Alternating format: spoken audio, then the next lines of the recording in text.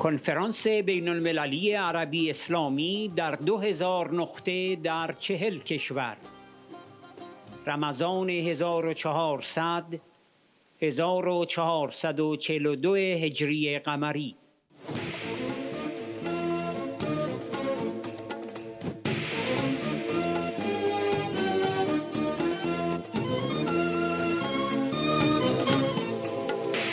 همبستگی عربی اسلامی با مردم و مقاومت ایران برای پایان دادن به تروریسم و جنگ افروزی رژیم آخوندی، قسمت 9.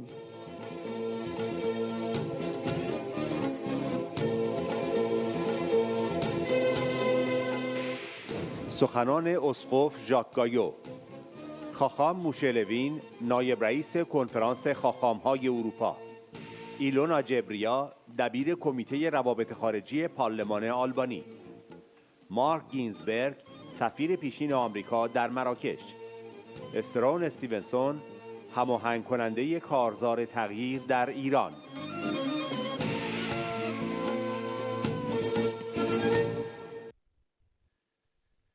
Présidente, chers amis de la résistance, je suis heureux d'être là pour le début du Ramadan.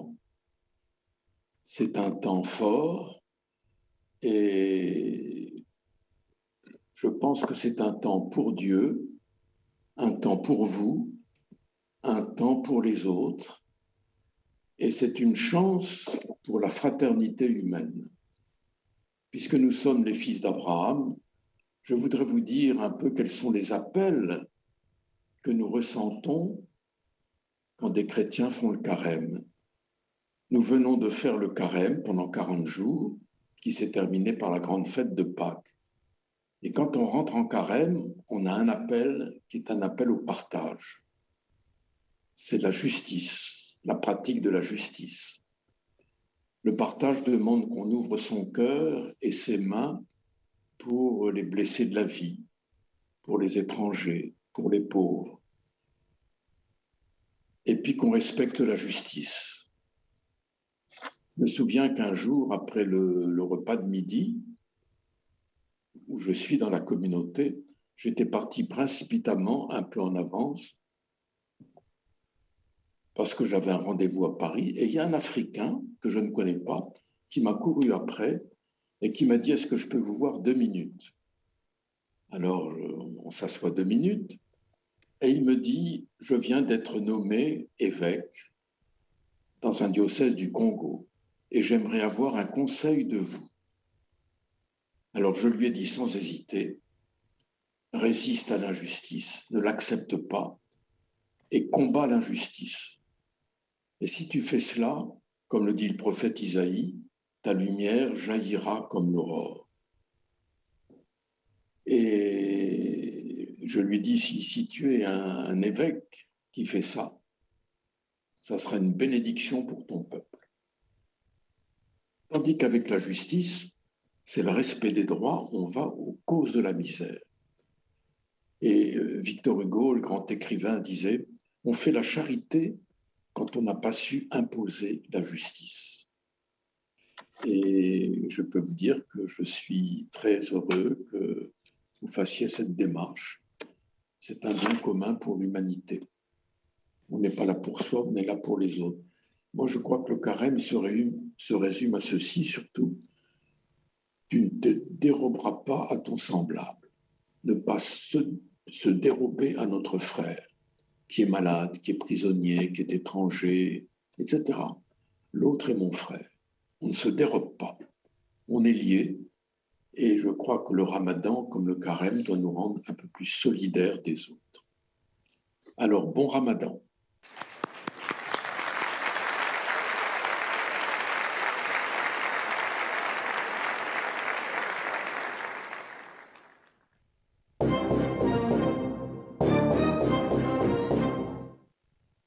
Bonsoir à tous.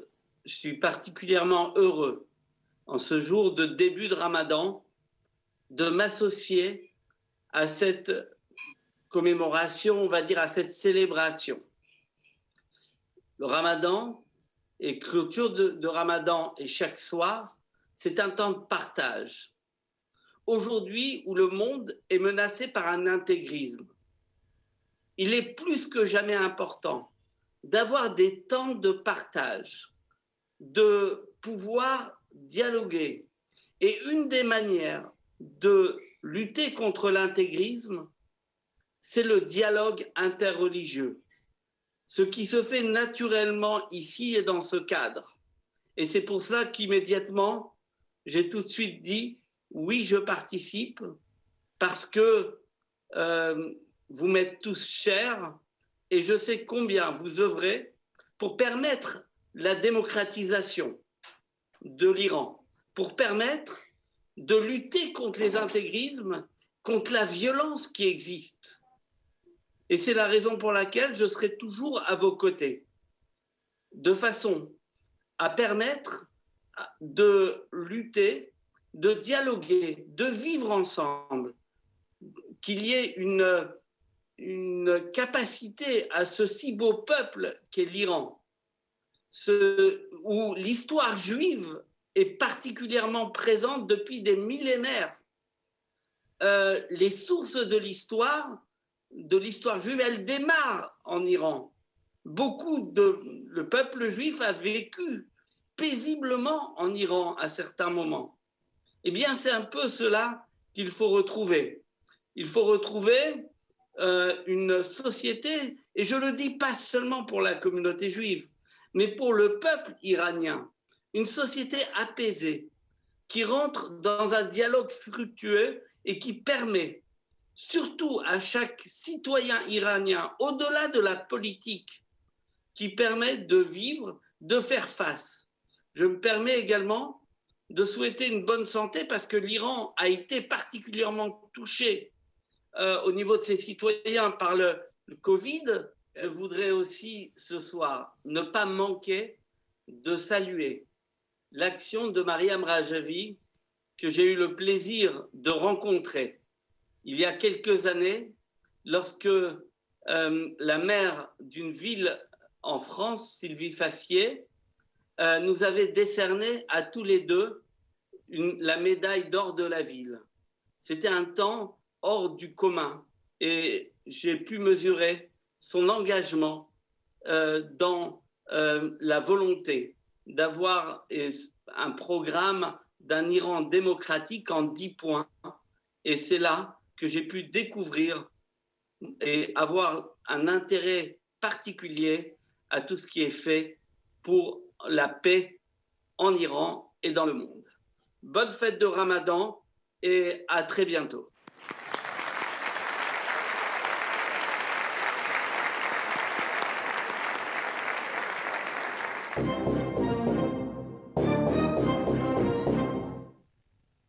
Dear Madame Rajavi, dear friends, dear Mac people friends, dear all representatives from different countries and friends of Mac people.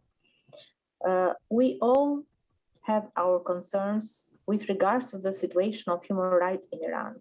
And we know that for decades, the Iranian regime has been brutally oppressing its people. And while they have been indiscriminated in stripping citizens of their individual and social rights, women, youth, and minority, which has faced the most oppression. We also know that in December 2020, the United Nations General Assembly condemned Iran for its gross violation of human rights for 67th time. And the European Union itself and human rights organizations like the Amnesty International have continuously condemned Iran's human rights abuses over the years.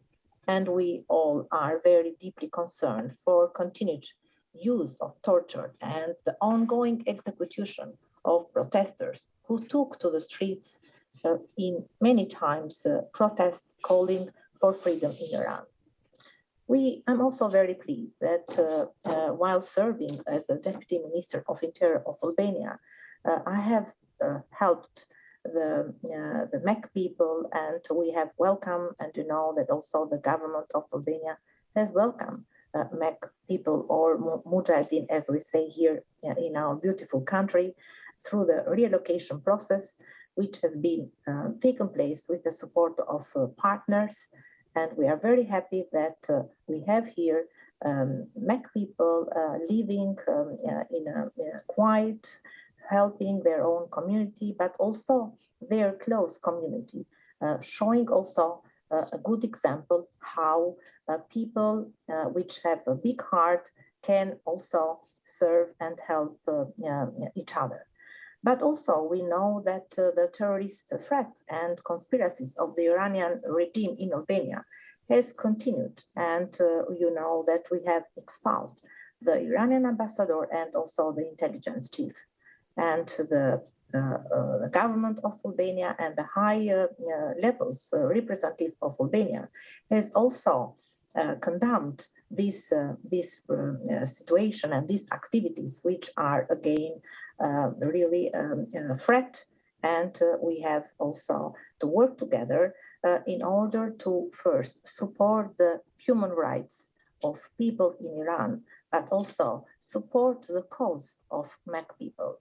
And I'm very pleased that Mac people has in their structure a great woman, a great leader, such as Madame Rajavi, which is an inspiration how it means that a woman, a leader, can also support the issues with regards to the human rights, and also hoping that very soon it will be a freedom in Iran. Thank you very much. Thank you to all supporters in all the world for the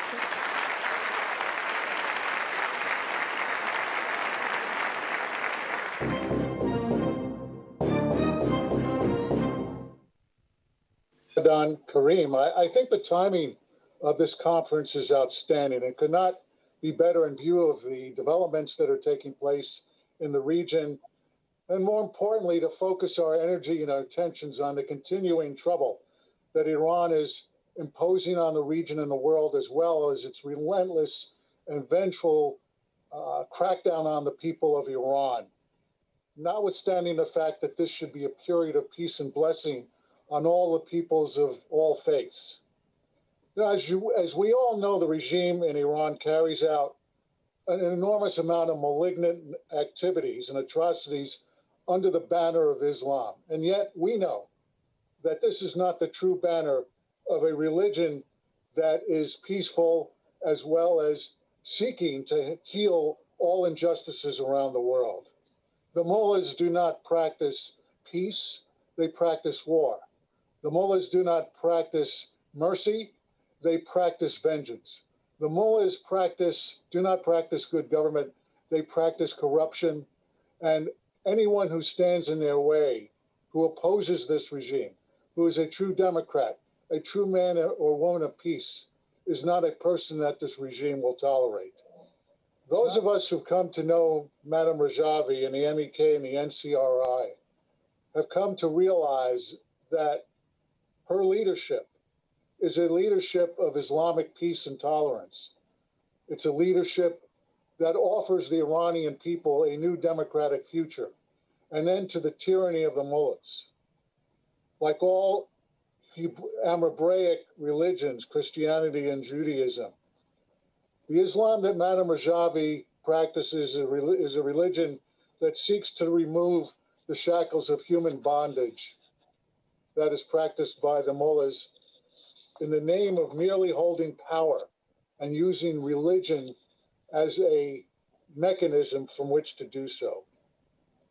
And it's important for all of us, whether we be Jewish or Christians or Muslims, to recognize the continuing dangers that the Tehran regime poses to the Middle East, as well as to global peace and security by virtue of its continued support of extremist groups and terrorism. And despite all of the concessions that were made by Europe and by the United States to this regime in order to enter into a flawed Iran nuclear agreement, from the minute that this ink was dry on that agreement, the Ayatollahs were cheating, stealing, and camouflaging their willingness to continue to violate the very principles that they had signed up for. We should have no illusions that nothing that they signed No agreement that they make, not even their willingness to permit verification, is able to withstand what essentially is their overabiding desire to promote revolution in the name of Islam around the world. They continue to engage in bomb making when they claim they are not. They continue to launch ballistic missiles when they say they're defensive and they're not. And then the list goes on and on. I make one clear statement on that. Anyone who believes that Iran is not determined to build a nuclear bomb is sadly mistaken. Anyone who believes that the Ayatollahs wish to promote peace and security in the Middle East is sadly mistaken. Anyone who believes that Iran is willing to fight the Islamic State and terrorism and Al-Qaeda and other terrorist organizations is sadly mistaken. We continue to see the regime operate with impunity in support of these terrorist organizations. The proper policy for Iranian people is to align itself with Madame Rajavi and her democratic aspirations. It is, after all, the democratic alternative, the most important and viable democratic alternative to a regime that will indeed promote separation of religion and state. I want to wish all of you a Ramadan Kareem again, and hope that this year we will live indeed not only with a year of peace and prosperity, but for all of the people who've suffered through the virus and through the pandemic. All of us hope and wish your families the greatest of health and happiness in the year ahead. Thank you very much.